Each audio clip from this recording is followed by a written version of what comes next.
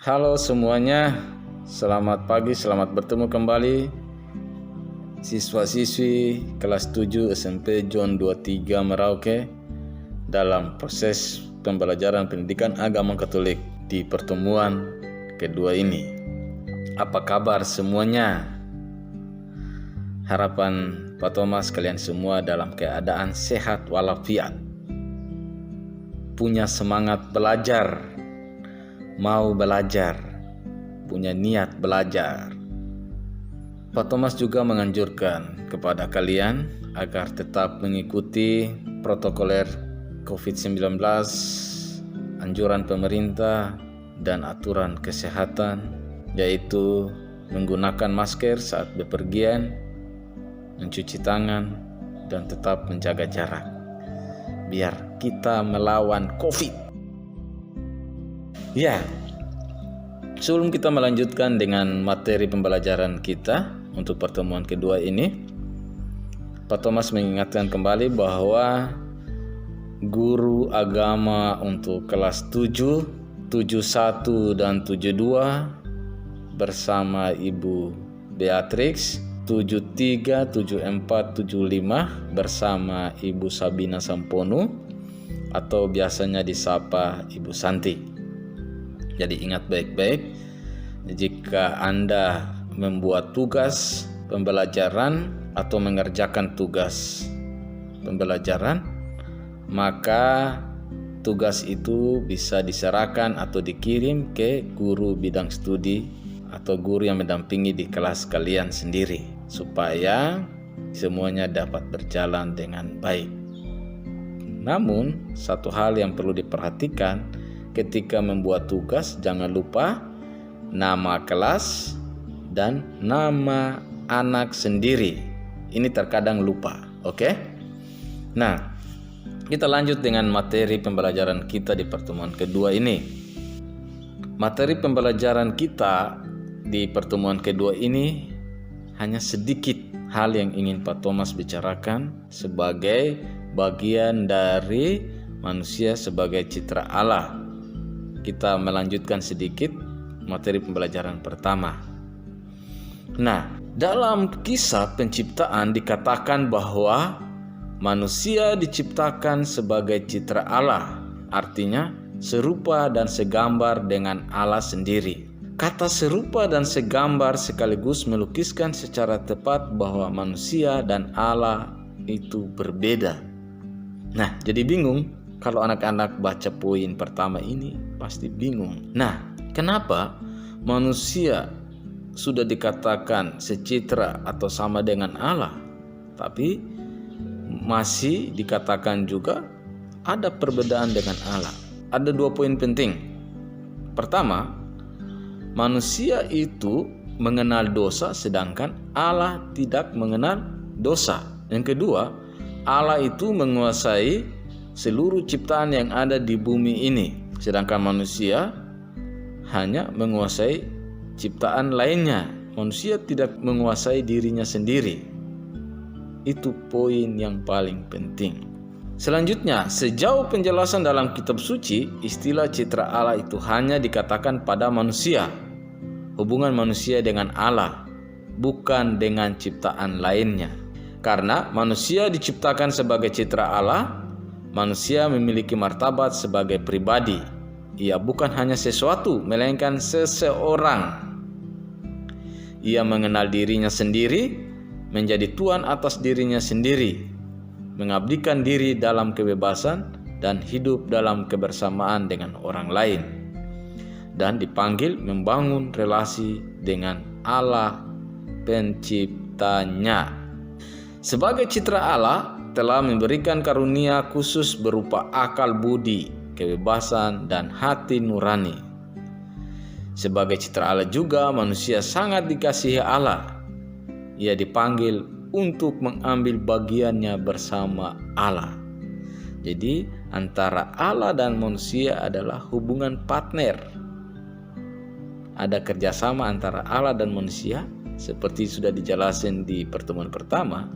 Hubungan antara Allah dan manusia itu untuk menjaga atau merawat dunia ini dalam hal penciptaan. Dengan demikian, sebagai citra Allah, kita pun pantas mengikuti sebagian besar yang dikehendaki Allah sesuai dengan citra Allah sendiri. Kita lihat ada kesamaan dari Allah, ada kesamaan dari manusia, ada perbedaan dari Allah, ada perbedaan dari manusia. Poin pertama, perbuatan baik. Perbuatan baik yang harus dilakukan oleh manusia. Dosa tidak ada pada Allah. Manusia melakukan dosa. Poin kedua, lewat Yesus Allah mencintai. Manusia juga harus mencintai. Poin ketiga, penderitaan dan pengorbanan Allah. Hal ini juga bisa dilakukan oleh manusia. Poin keempat, pengampunan. Manusia bisa mengampuni.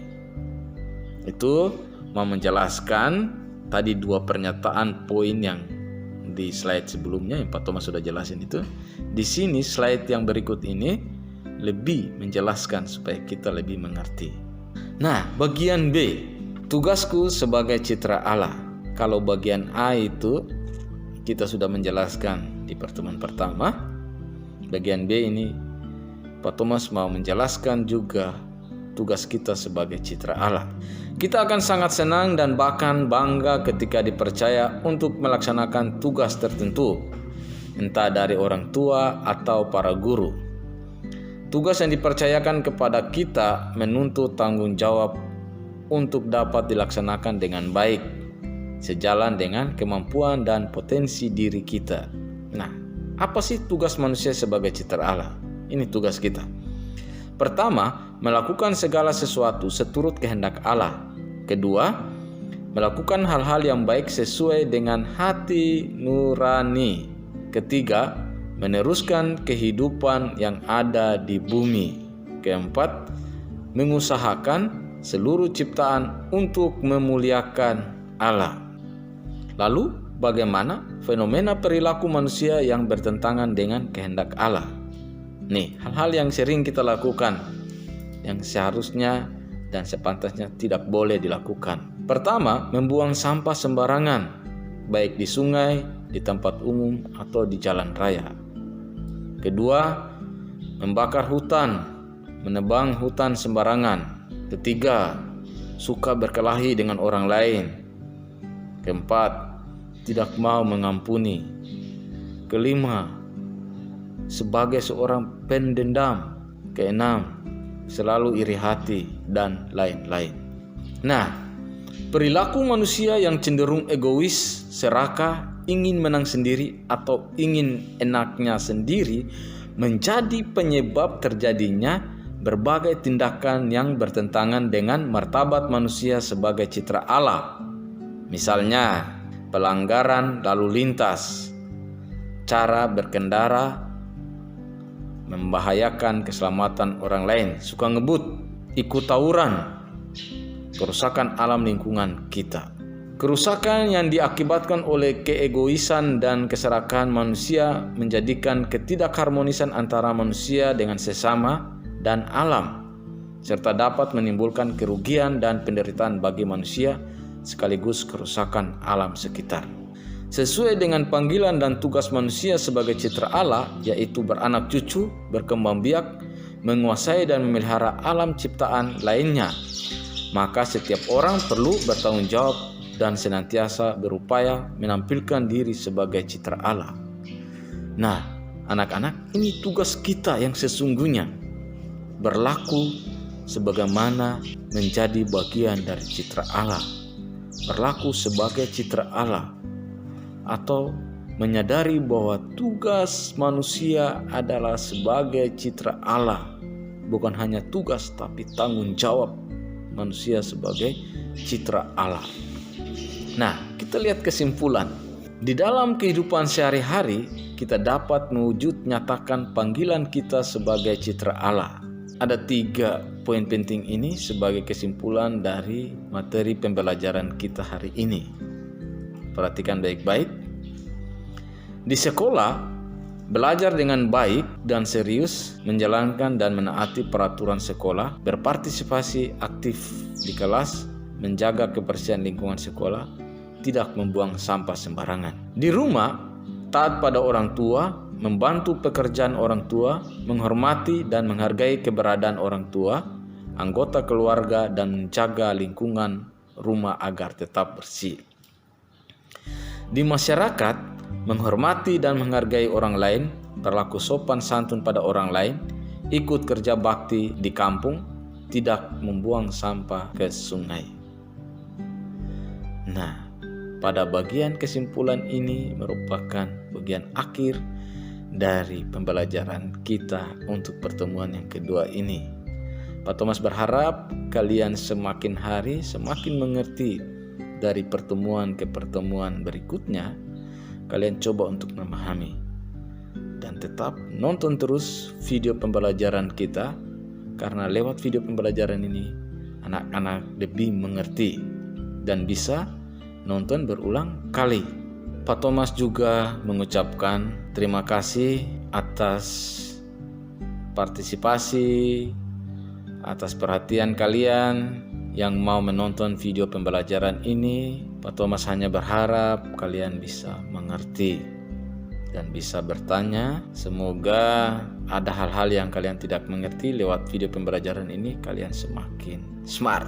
Sampai jumpa di pembelajaran berikutnya pada pertemuan ketiga.